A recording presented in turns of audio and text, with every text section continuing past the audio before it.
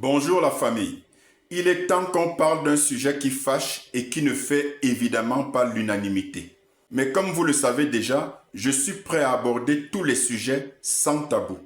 Et parlant de tabou justement, l'un des plus gros dans les communautés africaines et afrodescendantes, c'est l'argent. Les Africains ont un rapport complexé à l'argent. Quand il faut faire des projets, quand il faut donner des idées, quand il faut dire ce qu'il faudrait faire, tout le monde est partant. Mais dès que la question financière se présente, il n'y a plus personne. Mais cette réalité trouve sa source dans une histoire lointaine et qui peut s'expliquer de façon historique, sociologique et même anthropologique.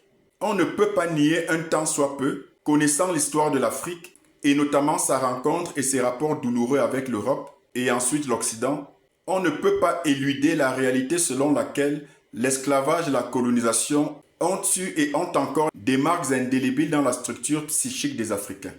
En effet, les intrusions agressives et brutales des puissances occidentales dans la vie économique, culturelle et spirituelle des Africains a créé de façon durable l'intériorisation du sentiment d'infériorité.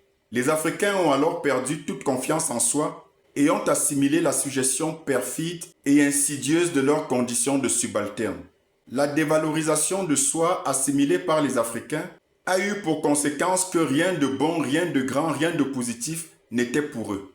Pourtant, dans le monde capitaliste dans lequel nous vivons, rien de sérieux ni de concret ne peut se faire sans la dimension financière, c'est-à-dire l'argent. L'argent est tellement un tabou en Afrique que dès que vous en parlez, on vous soupçonne de tout. Et c'est ainsi qu'on se contente indéfiniment du minimum sans jamais oser voir grand. Et quand vous osez et que vous vous engagez à mener à bien vos projets, alors ce sont les mêmes qui pourtant étaient supposés vous accompagner et vous encourager, qui vont vous soupçonner d'avoir pactisé avec l'ennemi et d'avoir sollicité des ressources financières douteuses. Pourtant, quand il s'agit de parler, de faire de grands projets et développer de grandes théories, les Africains sont toujours au premier rang. Mais on ne voit jamais rien de concret suivre. Prenons par exemple le cas de la situation des Noirs américains aux États-Unis face aux violences policières. Ça fait des décennies et des décennies que les Noirs sont brutalisés et même éliminés du fait de violences manifestement racistes de la part des policiers américains. Mais c'est tous les ans que les Afro-Américains descendent dans les rues pour crier au scandale, vociférer et dire « trop c'est trop ». L'un des derniers cas les plus édifiants de cette réalité, c'est celui de George Floyd en mai 2020. On a vu une mobilisation extraordinaire sous l'égide d'un certain slogan vaseux « Black Lives Matter » qui en passant était financé à coups de centaines de millions de dollars par un certain George Soros qui est tout sauf noir, allez-y comprendre quelque chose. Mais les émotions habituelles des Africains et des Afro-descendants en général en pareilles circonstances n'ont absolument, une fois de trop, rien changé. La preuve, c'est que les jours, les semaines et les mois qui ont suivi, il y a eu aux États-Unis des cas de violences policières par centaines.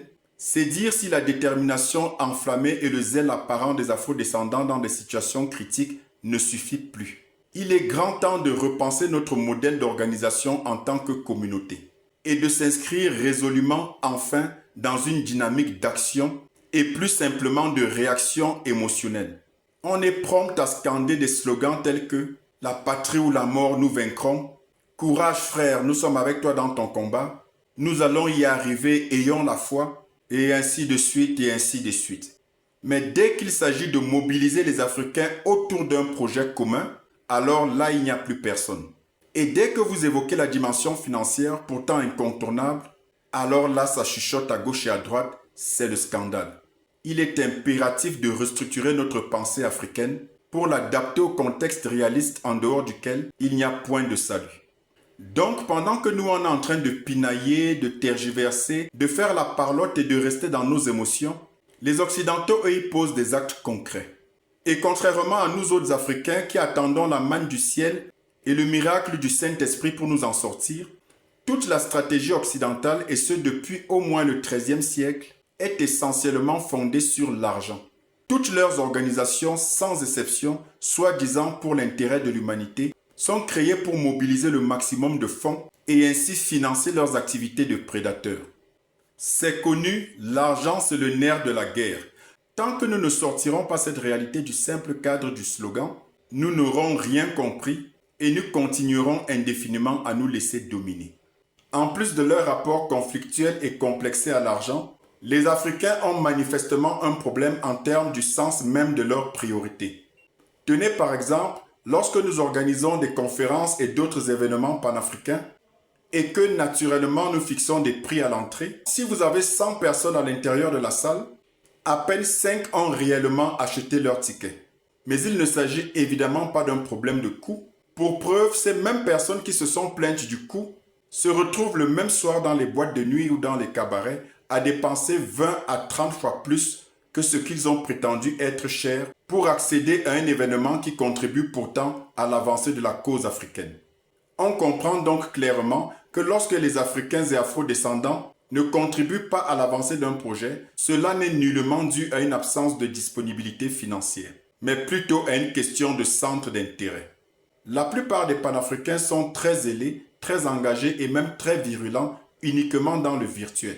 Ce sont essentiellement des panafricains de canapé et de clavier. Ils sont remplis de volonté et de détermination lorsqu'ils sont derrière leur écran d'ordinateur ou sur leur téléphone. Mais une fois qu'on se retrouve sur le terrain de l'action, il n'y a plus grand monde. Et ça, c'est un véritable problème. Vous ne pouvez pas combattre une armée surentraînée avec un arsenal militaire de dernière génération, tandis que vous avez juste des bâtons et des lance-pierres. On ne peut pas combattre des adversaires unis et déterminés pendant que nous sommes dubitatifs et dispersés.